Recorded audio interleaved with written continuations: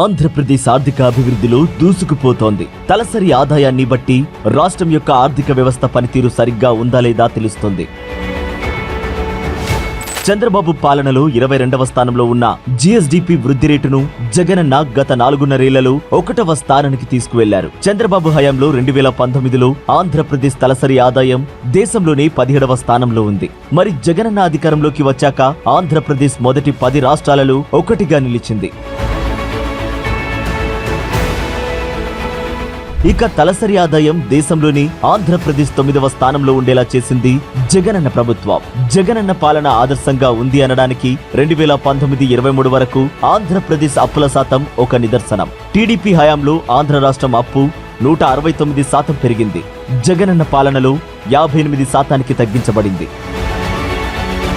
Is of doing business rankings చూస్తే జగనన్న అధికారంలోకి వచ్చిన తర్వాత వరుసగా 2 ఏళ్లు ఏపీ మొదటి స్థానంలో నిలిచింది. దేశంలోనే 22వ స్థానంలో ఉండే ఆంధ్రప్రదేశ్ పారిశ్రామిక వృద్ధి రేటును 3వ స్థానానికి తీసుకువచ్చింది జగనన్న ప్రభుత్వం.